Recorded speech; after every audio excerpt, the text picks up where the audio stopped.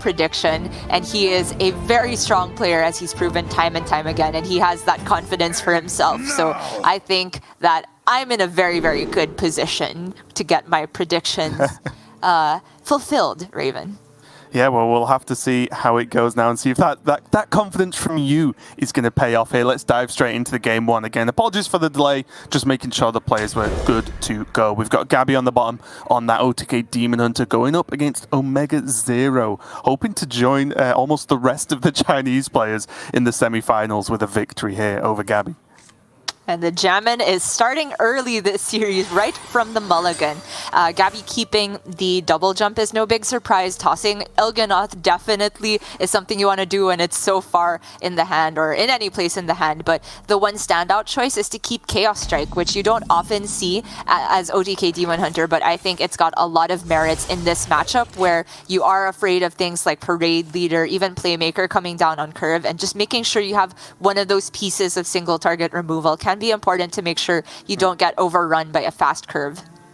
And OmegaZero drawing that Parade Leader. Looks like he's just going to play. Obviously, there are a few ways in which this can be cleaned up. And we see Gaby showing the respect here with the coin, I imagine. Yeah, he's going to kill this off. And just, I would say, a reasonable trade-off for OmegaZero, right? He played down the Parade Leader. It could have been great if it sticks, as always, but drawing out just a coin already from Gaby is probably worthwhile. Yeah, and for OmegaZero, this starts to get a little bit awkward because this is not a matchup where you are saving Samuro for anything in particular, but the thing is, playing Samuro on curve here would deny him the run-thack into run-thack curve, which is, I think, exactly what OmegaZero is trying to build up to with that athletic studies. With a free turn for Gaby, he can easily go for that acrobatics, hopefully looking for a way to deal with the run-thack a bit more cleanly, but currently, it's not the cleanest. Yeah, and the big deal here is if Runtak lives and gets to attack, suddenly this Ogremancer off the top for OmegaZero might really help him cement this board and give Gaby a few headaches here. And so even though it looks a bit expensive, I wouldn't mind seeing the 3 left-hand cards played. The Moarg, you don't actually need the Og Merchant spell damage to kill the Runtak with the I-Beam, but it's more important to get that I-Beam into outcast position in the first place, so it's actually killable in one fell swoop. Gaby, could also be pain over these actually. decisions. Yeah, it was between I-Beam and Throwglaive, and the Throwglaive does take advantage of the spell damage from the Og Merchant, and even though this is a card that has some more utility in terms of copying, I-Beam has utility in terms of healing, which is what Gaby is prioritizing by holding onto it here. And I think something you mentioned earlier about knowing that Rush Warrior can often do surprise burst damage is important, because it does mean the Demon Hunter can actually let themselves be beat up a little bit, right? As long as they have a heal turn in hand ready to go. So it is important just holding on to that I-Beam, because maybe that's a card that's a little bit more playable than the Fell Screen Blast later in the game. Mm-hmm. Saw that wins from Gaby, drawing the skull a bit too early here. Going to be hard to outcast that. But for OmegaZero, the Gnarg top deck is low-key pretty good. If it's not on turn 1, it's usually that Gnarg feels very bad to play, but this fills out his curve nicely, gets the weapon online, even though it potentially conflicts with the Sword Eater weapon. All OmegaZero is trying to do is make sure he doesn't have dead turns leading into Troublemaker, because that's the type of minion that OTK Demon Hunter really struggles to deal with. And already here, Gaby going to expend I-Beam. Oh no, he didn't trade first! Oh no! A rare misstep from Gaby there. And wow, don't punish yourself too much, Gaby. But a rare misstep and oh my god, the emote! Oh my god. OmegaZero. It's getting spicy. Did not come to play games, and this is doubling down on the very, very rare mistakes you can see from Gaby. Yeah, he did come to play some Hearthstone games, and I guess some Mind games. And this is a really big deal. Now there's just a free trade onto the Fell Screamer if OmegaZero wants to, and suddenly the board's just even cleaner, even more set up. Okay, you can actually go for this instead, push damage. This is a huge board, and then look at the hand. Troublemaker into Troublemaker. It doesn't really get much worse than this, and Gaby could just be facing down this board like a whole 4-2 down right now. Yeah. He thankfully still has Immolation Aura to deal with both whatever spawns from the Troublemaker and, the Ogremancer and the Ogremancer itself. But it's true that he is taking some additional damage because he left that 4-2 up.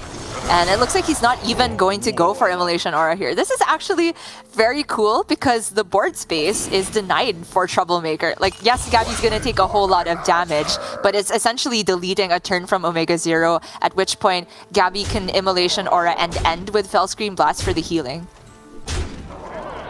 Yeah, it's nice, isn't it? Just avoided that extra 6 damage, but by putting extra damage on board anyway, so it has kept him alive for an additional turn. We'll see if it can pay off, though. You are right. There is that big AoE, there is the Fellscream Blast, but the problem is that going to be enough, Gia? Because even with that healing, OmegaZero says, okay, well, you have to clear the board. Now I play Troublemaker.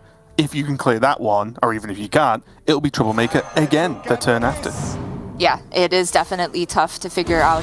And that's why I was curious as to whether Gaby was going to weave in a Fellscream Blast to this turn, but that's crucially like his only shot at winning in the near future, because if he uses that, then Il'gynoth suddenly needs even more draws to actually push a counter lethal. So he's saying just Arcanist Immolation, pray that there isn't a good enough follow-up, but this is the best possible one from OmegaZero, next to just dying to Alex straight up. And although there was, the obvious misstep earlier from Gaby, like, even that turn was very clean, right? Clear the board and heal up to make sure you don't die to exactly Troublemaker. He was dead to Alexstrasza, but I don't think he could have done much about that. But outside of that, that was just nice to keep himself on one, so now he can potentially have the big turn to clear off this Troublemaker and heal up if possible. Although it's not available just yet. I mean, it would have to take both the Immolation Auras and the Fellscream Blast, which is a little bit too expensive here. I mean, it is necessary, don't get me wrong, just to stay alive, but it means that Gaby finding his own win condition is going to be quite far away indeed. Helps him get to Skull, though, on Outcast, so that's something.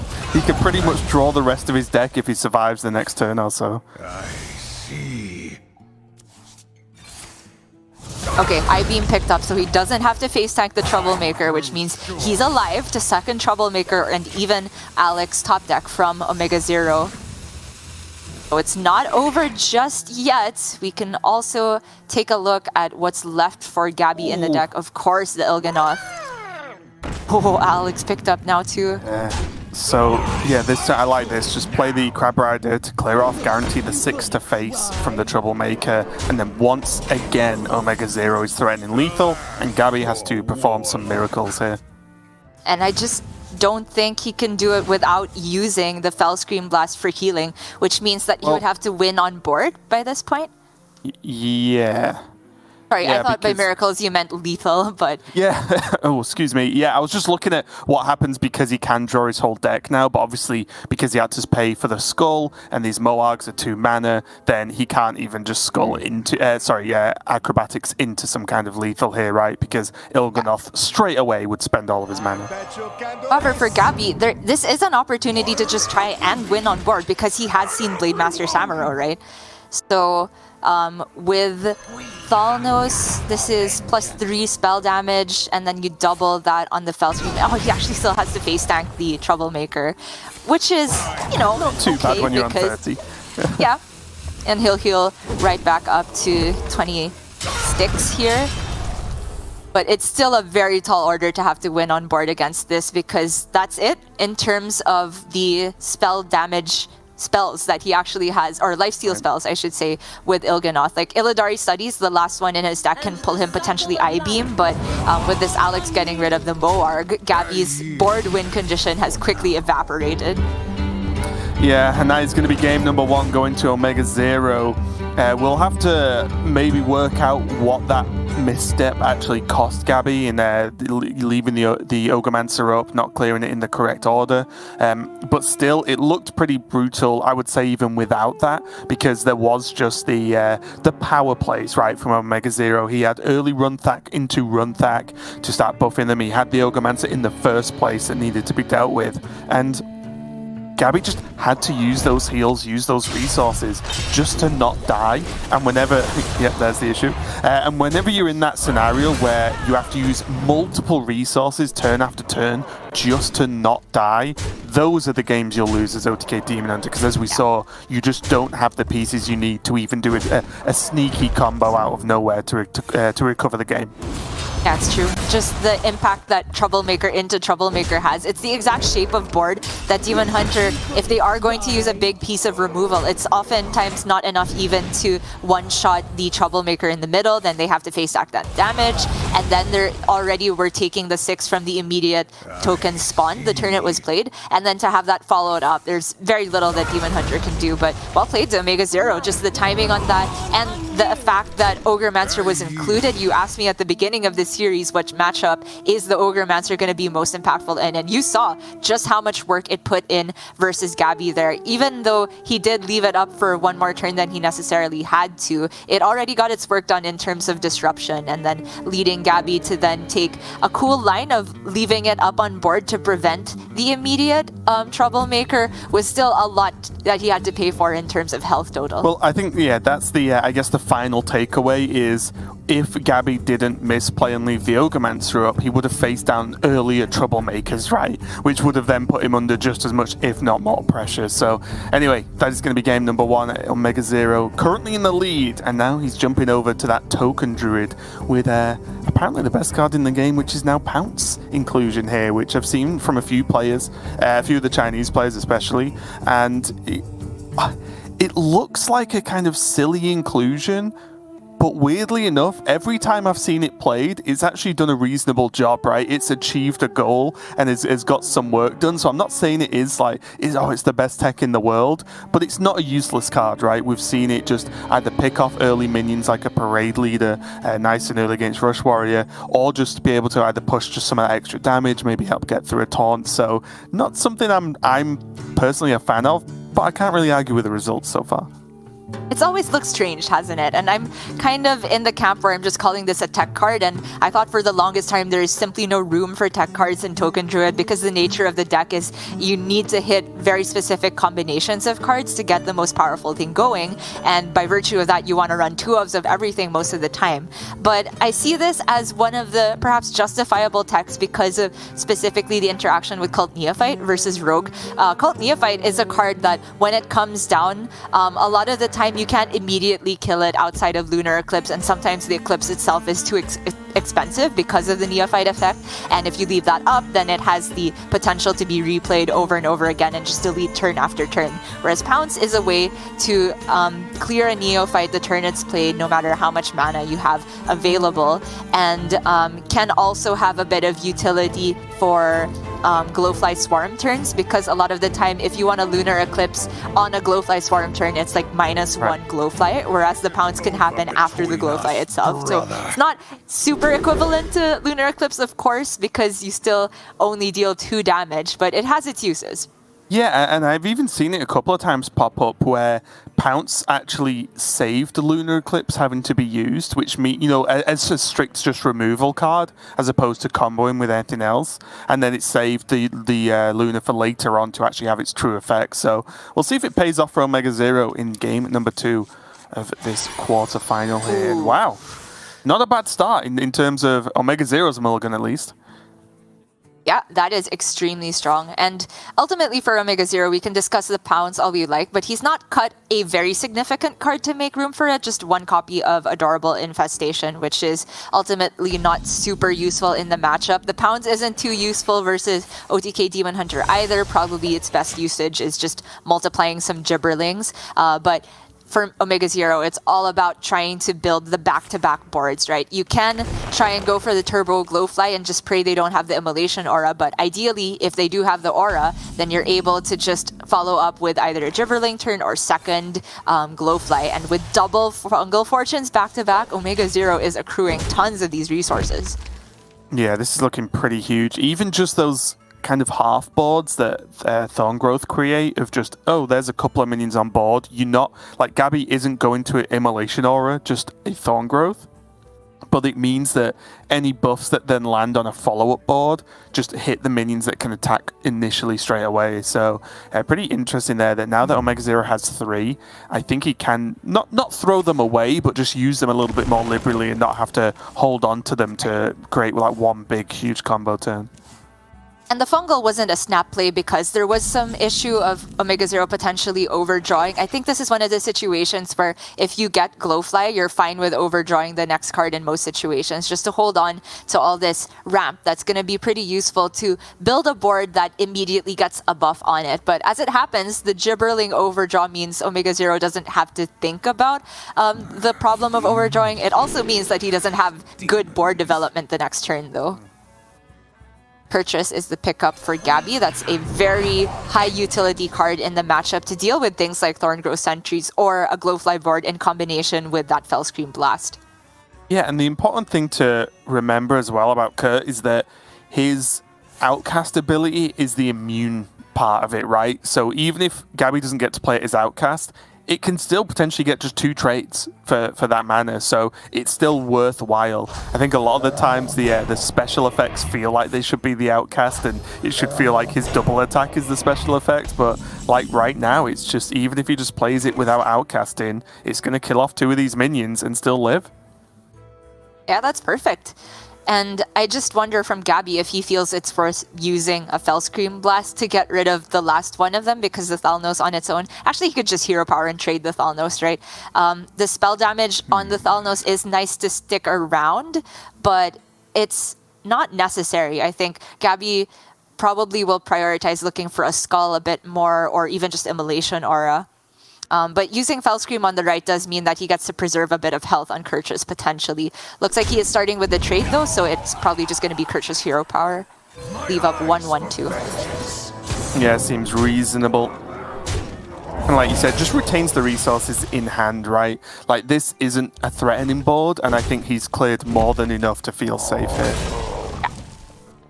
For now. OmegaZero, still no signs of Glowfly, but the Gibberling pickup is relevant because he has all of this ramp in hand that can mean that he gets a Pride's Fury through this turn as well, potentially even double Pride's Fury with the Solar Eclipse. Yeah, I even wonder whether he like keeps it simple here and just plays Force of Nature, because that is a threatening enough or wide enough board that if Gaby has AoE, probably has to go for it. Well, I don't know. The Gibberling, if you do that, it's a cheap enough board development that you can immediately get the double Pride's Fury, so I much prefer this. Yeah, I just wasn't quite sure how slow OmegaZero wanted to play, but yeah, this certainly is a lot of health on board. I was just curious as to whether OmegaZero was going to try and fit in the Thorngrowth as well, which he technically could with the Lightning Bloom. You do waste a couple Gibberling generations, but looking at the state of this board, I think this is more than enough stats threat that if Gaby doesn't clear it, then OmegaZero is always 1 Arbor Up away from lethal. Yeah, and also I think Arbor Up is a reason to hold on to Thorngrowth, right? Because it's very playable to go Thorngrowth Arbor Up in the near future, and that's just another pre-built board. They will never catch Gaby going with the Sigil Runner here. Not gonna lie, I was tempted by the look of Stelina just to, like, if there is Arbor Up, delete that. But then I realized that's a bit counterintuitive to the actual problem, which is these are all just pushing as 3/7s, and it's dead over 2 turns, even if you're not necessarily dead the next turn. So Gaby just looking to get to his own Immolation Aura potentially here. Oh. That's the wait. If this gets Arbor Up, that's just the game, right? Because he has Lightning Bloom. Yeah, I think, what is there still now? There's 24 now? With the Power of the Wild? That's awfully close. Oh wait, so with Adorable and Hero Power, is that just lethal? Let me recount, hang on. 16 plus 6 is 22. 20, oh wait, no, there's not. 24. It's 24 by my count. It is 24. Okay, I'm doubting myself now. I feel like I just can't count. I've just lost the ability to.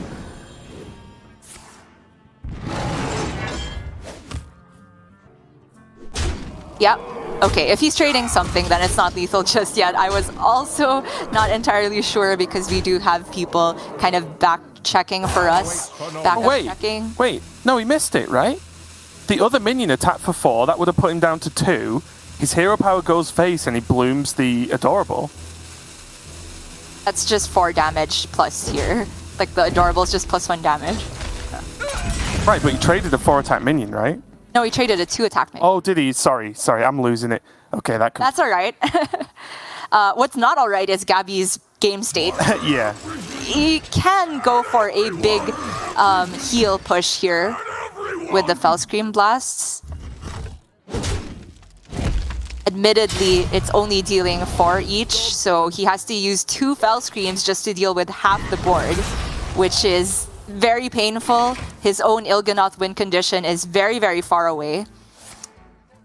And OmegaZero, yeah, that's huge. Pounce. Runic Carvings? I mean, he could probably afford both, right? Like, he has sure. Bloom anyway. The overload for 1 isn't really the end of the world. Having more spells in hand help if the game does continue late and he does draw a Glowfly. So, yeah, I like just taking both here. You can Adorable Infestation 148 to kill off a Moarg because, wait, do you think he needs to respect the Moargs? He does, right? Yeah, I mean, there's still Immolation Aura that he hasn't seen, even though he has seen double Fellscream Blast. Like, you can make the read that if Gaby had Immolation, it would have been played that turn, but Gaby has not only his top decks, but things like Acrobatics to play to eventually get to Immolation Aura, so I absolutely agree that the Moargs must be respected. And because he's held on to this Lightning Bloom, he can still just play the Runic Carvings. Although, that being said, having the full health on this 4-8 Gibberling is super relevant after having seen 2 Moargs get played, because suddenly that's out of range of even Talented Arcanist plus Immolation Aura. Looks like OmegaZero is just going to trade it with the 4-8 Gibberling though, so Gaby has certain combinations of cards that let him clear this, but it's more than 1 than he needs off the top. Well, that's Immolation. Bill does most of the job with the Moarg. It does a good amount of the work. Has the weapon swing as well, right? So it's a good amount of the work there. I think what OmegaZero was considering there was just leaving up 1 Moarg and what that would mean for his board, but decided against it in the end. I was just thinking if he could have fit in Pounce Hero Power as a way to deal with 1 Moarg plus a 2/2 minion trade rather than the Gibberling with more health on it. But as it happens, that Gibberling that he did trade it still survives at 1 against this. And so the Pounce comes down now as a way to deal with the Ooze. And Gaby is once again looking for Immolation Aura. Even Throglaive would be pretty good here. Not post-Skull though. Poor Warlock. It's three things cleared, so you probably still just take the Throglaive. Yeah, I mean, he can Acrobatics first anyway, so he can go Chaos Strike and still use at least 1 Throglaive if he's feeling like he needs the safety. Yeah, actually, it ends up being, okay, not a full clear, especially if he is just going to prioritize the card draw rather than going Throglaive, but I think he's calculated that he is safe against a single Arbor up here and holding onto the Throglaive for a full clear against the next board, which is, you know, under certain circumstances, yes, a full clear, but when everything has 5 health, that means that each Throglaive with Moarg is only dealing 4, and it's going to be short. Looks like it needs to be Immolation Aura again, if not just lethal, but he can't get lethal even with I-Beam. I just don't think that does it, right? Is there something fancy? 1 Arcanist with 1 Throglaive, 1 Arcanist with another Throglaive. Yeah, that only clears 2 things. Yeah, I also had the same thought pattern and also stopped at that point of just going, okay, well, you cleared 2, how do you do the rest? You just don't. Unfortunate for Gaby there. He did his best. Like, he was a long ways off from accomplishing his own lethal because he had to use the double Fellscream blasts in order to just stay alive there. But he was very close to stabilizing and just winning on board, kind of forcing OmegaZero into a position where he had to top deck either Guess the Weight or Nature Studies into some card draw, because single minion development per turn, Gaby could just answer with his Moargs trading on board.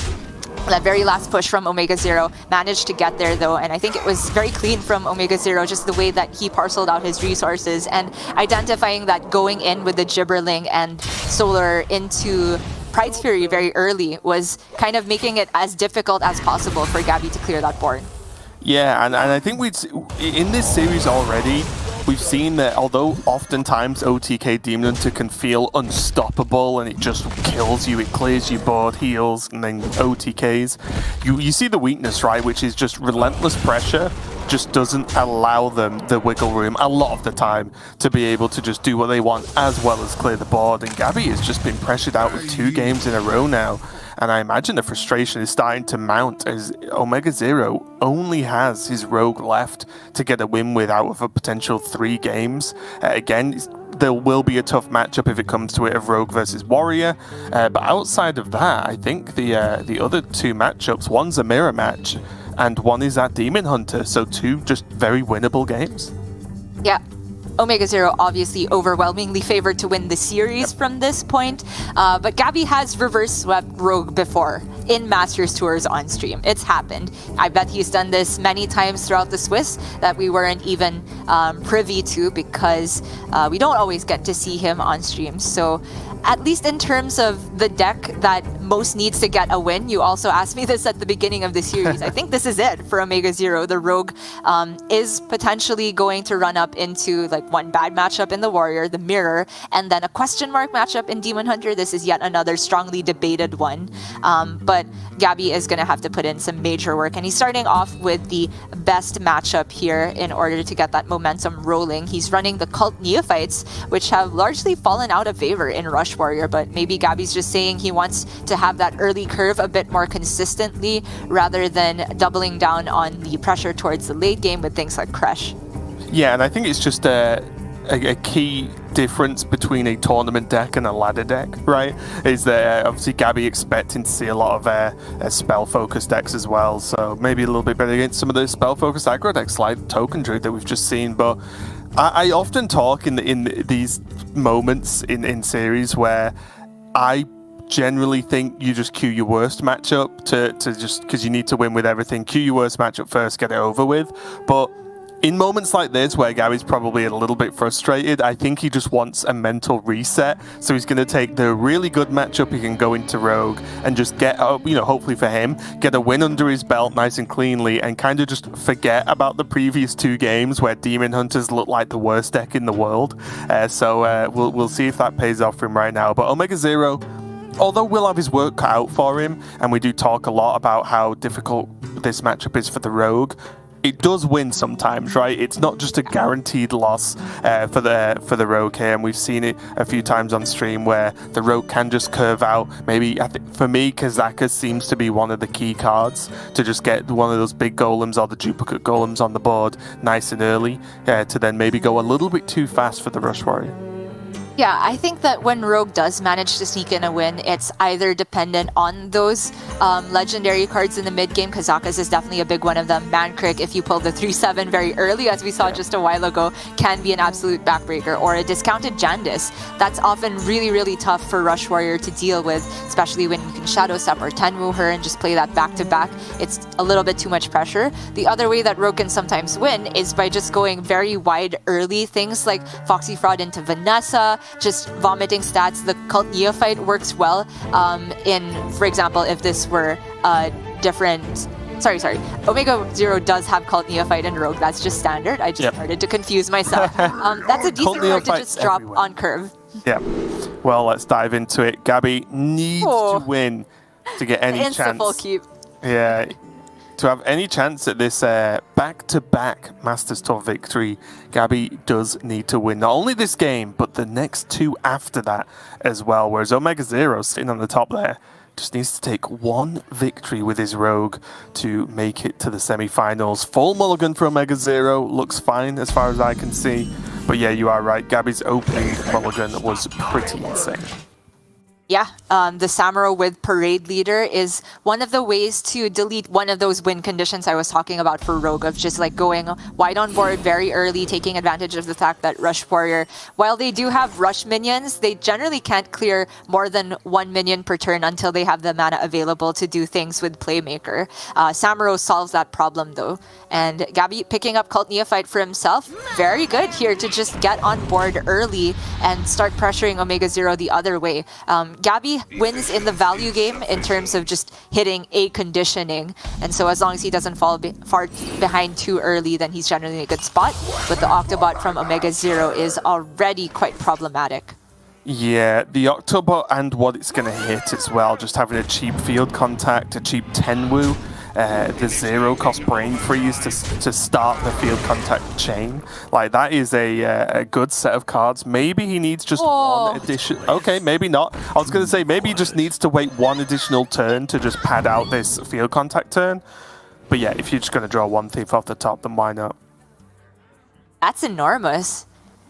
That is exactly what he needed here. I don't necessarily know if it's to the point where he wants to coin the Tenwu on the one thief, but I am eyeing the Shadow Step for the field contact so that he can just go again next turn. And in that case, then you wouldn't mind having that one thief in hand to go with the second field contact turn.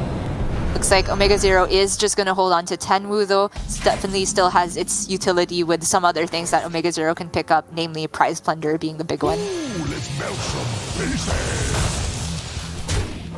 And with that kind of turn that OmegaZero's just had, Gaby is fully aware of what this game's going to look like now. Rogue is going to draw a lot of cards.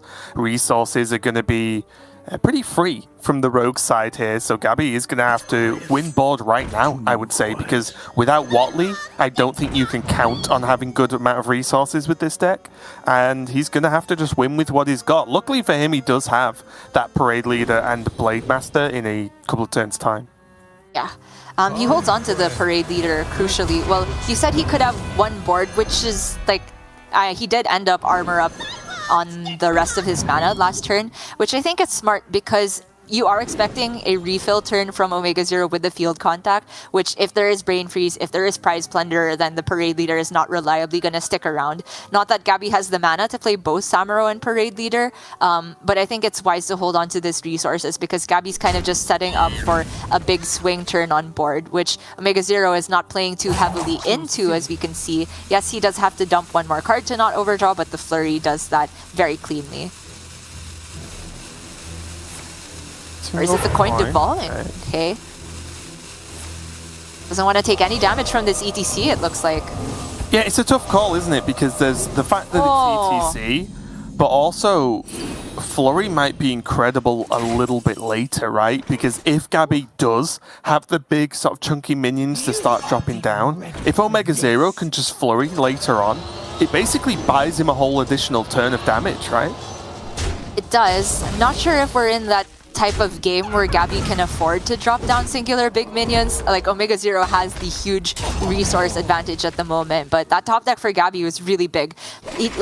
Obviously he didn't have to Samuro that turn, he could still just swing into field contact, but developing nothing that turn felt awful. So for Gaby to be able to get value from the Playmaker and the tokens with the bumper card, it now means that yes, he has Samuro Parade Leader, but potentially if the board state looks a bit more convenient with the tokens instead, he can hold on to Samuro for yet another turn. Wow. Whenever a turn like this happens, where a rogue has a full hand and they start the turn by secret passaging, it's because they're looking for a very specific thing. And if they've got a full hand, it means there aren't that many cards left in the deck. So the fact that OmegaZero started Secret Passage, he was looking for kind of these cards, right? A Prize Plunder, a Brain Freeze to kill off the Playmaker, and maybe something else to play on top of that. But the tough call now is the priority between removing this Playmaker or getting this Kazakus down. But I think with Jandis in his original hand, he has a strong turn next turn anyway, which means he probably doesn't need the Golem and will just respect this removal that he's been given access to. Yeah, completely agree. Leaving up a playmaker feels like a recipe for disaster, whereas OmegaZero definitely had good development, like you said there. I was actually wondering if it was going to be Wicked Stab face versus just Dagger, because both of them could end up clearing the bumper car in combination with the Prize Plunderer, right? And the Wicked Stab doesn't feel like a particularly good top deck for OmegaZero in the near future, but I don't mind him getting the Dagger online because maybe that helps him clear some tokens the next turn as well.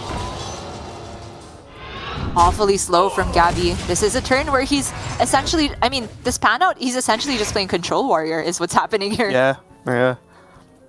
And it's tough because of how good that Blade Master combo is. Gaby can't really play it until OmegaZero goes wide.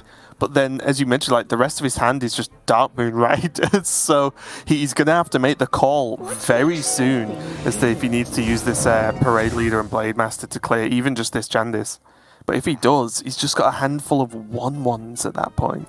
I know, he really needs conditioning, and OmegaZero, the option to use Jandis, it's very straightforward here. It's his best minion development that's not all dead to just tokens. Stage Dive, like, now he kind of has to go in with at least Parade Leader, right? Because you really want to corrupt that Stage Dive. Okay, Samuro also valid here because he can send it into the 1 Thief and then swing into whichever 4/3 is remaining. And that's a full clear. Yeah, big deal that Gaby didn't have to use the Parade Leader due to the Jandis being relatively small. Yeah. Now he has Parade Leader and all those 1/1 rush and got hold of a Tent Trasher. But still, OmegaZero has a pretty decent hand. That probably the best part of this is the fact he has that second secret passage available for as and when he wants. Yeah, this could turn into kind of a control mirror of sorts. Like, yes, OmegaZero has this board development, but he's also just sitting on this Flame Strike, crucially. And with this type of hand from Gaby that has strong reactive potential, OmegaZero's best condition, win condition here is starting to look like just getting repeated Alex value, which is hard to do since he's already used a Tenwu. And so it's more like surviving whatever Gaby has to develop with his own Flame Strike. Yeah, Parade Leader, Playmaker, and a couple of 1/1s just work wonders on this board right now. That's enormous. But strangely enough, it's kind of what OmegaZero wants to see. He wants to sweep up a lot of resources using that Flame Strike. So for Gaby here, looks like he might even be holding on to that power combo, which is even better for him than he knows. If it's Tent Trasher, we could still see like just Parade Leader and a couple tokens used and then hold on to Playmaker instead. Yeah.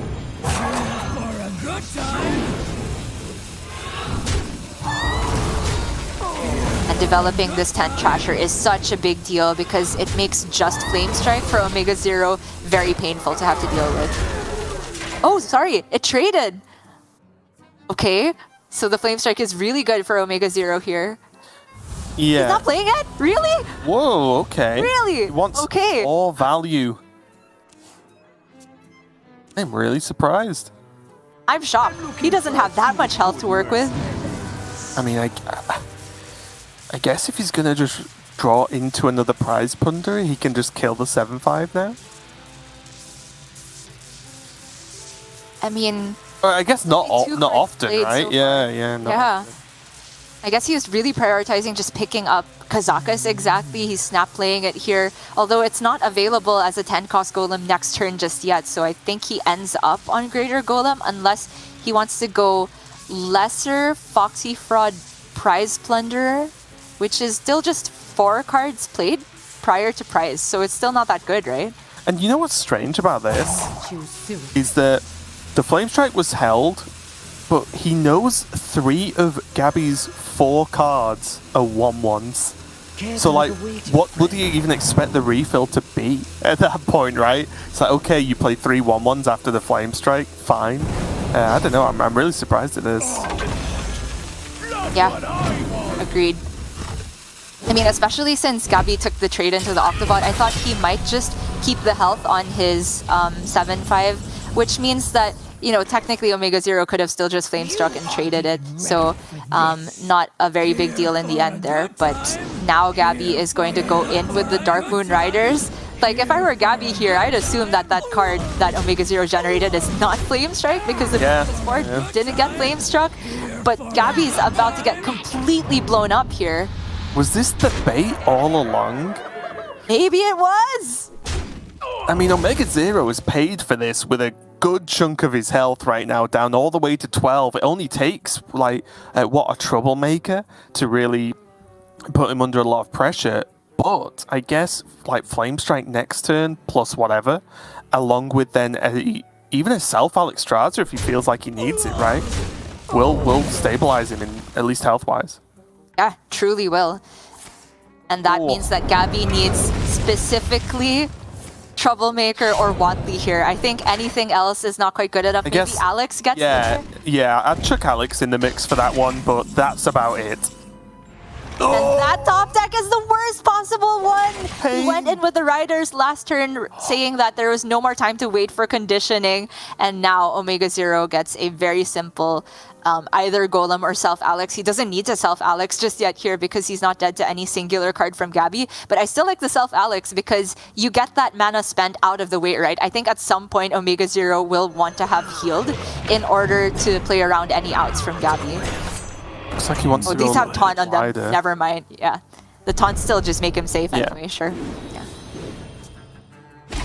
Oh, Shadow Step as well. Whether it's for Mankrik, whether it's for Alexstrasza, like, these plans are opening up for OmegaZero. And Trasher, not quite. Honestly, I think Gaby was looking for, like, Dark Moon Rabbit there. That was good in this situation.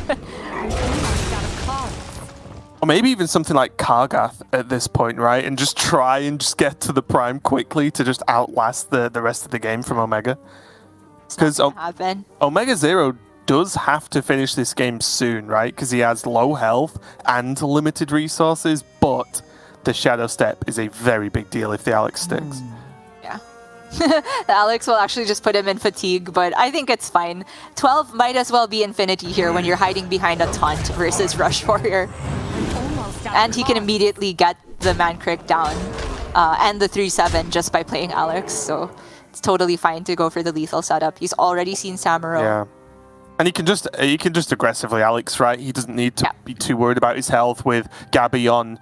Clearly, I think it would be fair to say OmegaZero will know that's conditioning in hand because he hero powered that turn and passed, right? So he'll know conditioning's there plus one more draw off the top. I think he can go aggressive with Alex. Yep, pretty much. And I just really favor playing the Alex now, whether it's aggressive or defensive. I think aggressive is superior, but playing the Alex is the most important thing to play around a potential Mutinous from Gaby as well. I really don't think he needed to be defensive here, but he kind of just wins either way because this board is not getting cleared from Gaby whatsoever. Raven, I think I've cursed Gaby. Oh no. Yeah, this is why I didn't pick him. I tried to give him his best chance, but you countered it. Troublemaker draw, not gonna be enough in any realistic world, right? Even with the best trades, which would be double into the 5-5, I guess? It's still just way too much damage. Gaby concedes another fantastic run. He isn't going to make it all the way back-to-back victory here, but a great run from Gaby. Just sort of cruising through Swiss, making it to the quarterfinals, a top 8 straight after winning a previous Masters Tour. You know, still a strong performance there, but huge congratulations to OmegaZero. 3-0 sweep and just going straight into those semifinals. That's right. Most of our quarterfinals have been 3-0 sweeps, just very convincing wins from the side of the player that gets to move on. And we do have to talk about how dominant China has been in this tournament. Our top 4 has a lot of players from that scene just coming forward with these very solid lineups that were not necessarily the most standard that everyone was expecting. I think the kind of consensus from the Grandmasters community was that the OTK Demon Hunter was the way to go here, but we saw that it was kind of a weak link here for Gaby. Not to say that it's been weak overall in the tournament, but yeah, just hats off to OmegaZero for the clean play. And even though we didn't get to see Gaby for many games today, I still enjoyed what little time he did have on air because we got a side-to-side Gab Jam on top of Gaby's one obligatory mistake per tournament. It happened last time with the Kazakas bouncing back. That wasn't actually active. This time, it was one thing to let us know that he's actually human, but obviously still